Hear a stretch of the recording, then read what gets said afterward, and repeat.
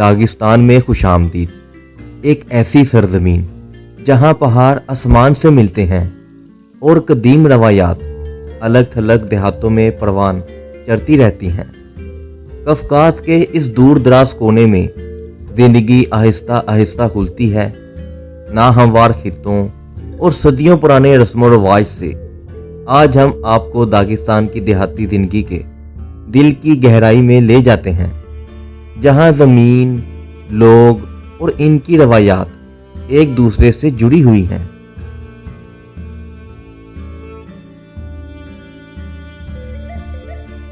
صدیوں سے اسلام داغستان کے لوگوں کے لیے ایک رہنمائی کی حیثیت رکھتا ہے، جو ان کی طرز زندگی، ان کی اقتدار اور ان کے تعلق کو تشکیل دیتا ہے۔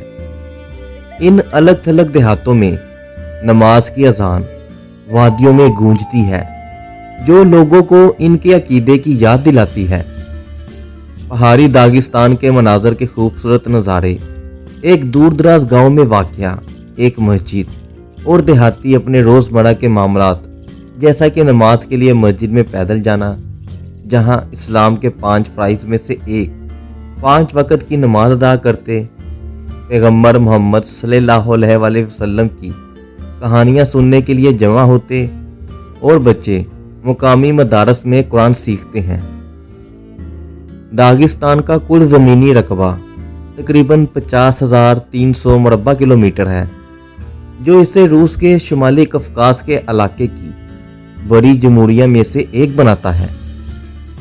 داغستانی دیہاتوں کے لیے کھیتی باڑی صرف زمین کاشت کرنا نہیں، بلکہ یہ ایک عبادت ہے۔ زمین کو چھونے سے پہلے اللہ کے شکر میں دعائیں مانگی جاتی ہیں اور اس کی برکتیں پھلدار فصل کے لیے مانگتے ہیں۔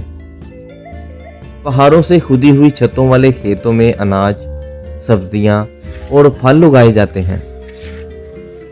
کھیتوں میں اپنی محنت اور اللہ کی مرضی دونوں پر بھروسہ کرنا، ہر فصل شکر گزاری کا وقت ہے، جہاں زمین کے فضل کو خالق کی طرف سے تحفے کے طور پر دیکھا جاتا ہے۔ چرہاوے، جو داغستان کے دیہاتوں میں اسلامی اصولوں کے ساتھ ساتھ چلتے ہیں۔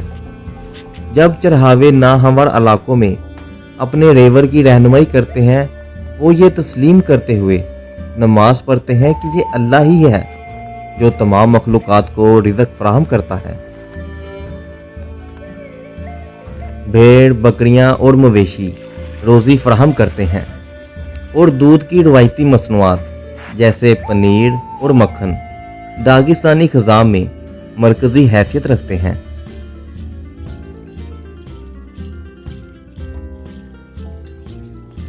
داغستان کے دیہاتوں میں خواتین گھر اور کمیونٹی کی ریڑھ کی ہڈی کی حیثیت رکھتی ہیں۔ کھیتوں میں کام کرنے سے لے کر کھانا بنانے اور بچوں کی دیکھ بھال تک، وہ ثقافتی روایات کے تحفظ کے ساتھ روزمرہ کی زندگی کے تقاضوں کو متوازن کرتی ہیں۔ داغستان کے دیہاتوں میں دستکاری ایک گہری جڑی روایت ہے، جو اس علاقے کے بھرپور ثقافتی ورثے اور صدیوں پرانی مہارتوں کی عکاسی کرتی ہیں۔ دیہاتی اعلیٰ معیار کی ہاتھ سے بنی ہوئی اشیاء تیار کرنے کے لیے جانے جاتے ہیں، جیسے قلین بننا، جو داغستان کے سب سے مشہور دستکاریوں میں سے ایک، جو قدرتی رنگوں اور روایتی ڈیزائنوں کا استعمال کرتے ہوئے اکثر پیچیدہ ہندسی نمونوں کے ساتھ بنائے جاتے ہیں، جو مقامی تاریخ اور ثقافت کی نمائندگی کرتے ہیں۔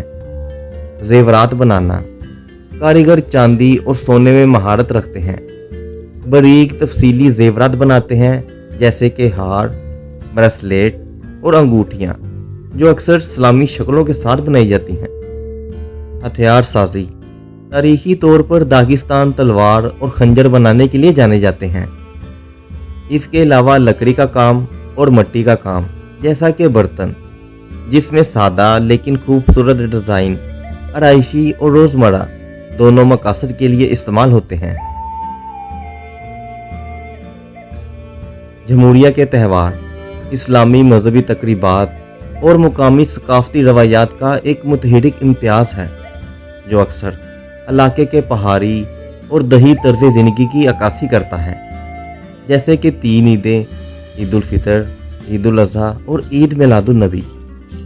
ईद उल फितर ये त्यौहार रमज़ान के एहतमाम की निशानदही करता है और ये मुसलमानों के लिए रोज़े की मुद्दत के दौरान अपनी अकीदत, खुद नज़्ब व ज़ब्त और रूहानी तरक्की का जश्न है।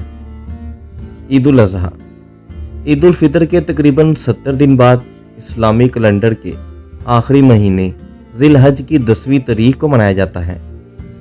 ये त्यौहार खुदा की फरमाबरदारी के तौर पर अपने बेटे को कुर्बान करने के लिए हज़रत इब्राहीम की रज़ामंदी की याद दिलाता है। जब अल्लाह ने इब्राहीम के बेटे की बजाय कुर्बानी के लिए एक मेंढा फराहम किया, और यह त्यौहार की रस्मात में झलकता भी है। ईद मिलादुन्नबी जो इस्लामी कमरी कैलेंडर का तीसरा महीना रबीउल अव्वल की 12वीं तारीख को मनाया जाता है। ये हज़रत मोहम्मद सल्लल्लाहु अलैहि वसल्लम की पैदाइश का दिन है और मुसलमानों के लिए इनकी तालीमात और मीरास पर गौर करने का वक्त है। इसके अलावा दागिस्तान में 30 से ज़्यादा मुख्तलिफ नस्ली ग्रोहों के साथ रवायती त्यौहार की एक वसी रेंज है, जिनमें से अक्सर इलाके के दही, ज़रई और खाना बदोश विरसे को मनाते हैं, जैसा कि सबान टोए। ये एक रवायती त्यौहार है जो मौसम बहार के पौधे लगाने के मौसम के इख्तिताम पर मनाया जाता है और मौसम गर्मा के आगाज़ के मौके पर एक खुशगवार वाक़या है। अगरचा इसकी इब्तिदा ततारियों और बशकरों से जुड़ी हुई है, लेकिन सबान टोए कई दागिस्तानी देहातों में भी मनाया जाता है। नर्दोगन जो दिसंबर में मनाया जाता है, ये कदीम तुर्क त्यौहार अंधेरों पर रोशनी की फतह का जश्न है, क्योंकि मौसम सरमा के बाद दिन लंबे होने लगते हैं। अगरचा इस त्यौहार का तुर्क अवाम से ज़्यादा ताल्लुक़ है, लेकिन इसे दागिस्तान के दही इलाकों में भी मनाया जाता है। इस त्यौहार में रवायती गाने, रक्स और रस्मात शामिल हैं, जिनका मकसद खुशहाली लाना और बुरी रूहों से हिफाजत करना है। दागिस्तान के अवाम का दिन जो 10 नवंबर को मनाया जाता है, इस दिन हर नस्ली ग्रोह अपनी अपनी रवायात को जाहिर करता है और योम जमहूरिया जो रूसी फेडरेशन के अंदर दागिस्तानी जमहूरिया बनने की सालगिरह के मौका पर मनाया जाता है, जो कि 15 सितंबर को मनाया जाता है। शादियाँ अगरचा अवामी मानों में ये त्यौहार नहीं, लेकिन दागिस्तानी शादियाँ अजीमुल शान तकरीबात हैं, जिनमें पूरा गांव शामिल होता है। यहाँ की शादियाँ कसीर रोज़ा तकरीबात हैं, जो खित्ते की सकाफत और इस्लामी रस्म व रवाज दोनों की अक्कासी करता है।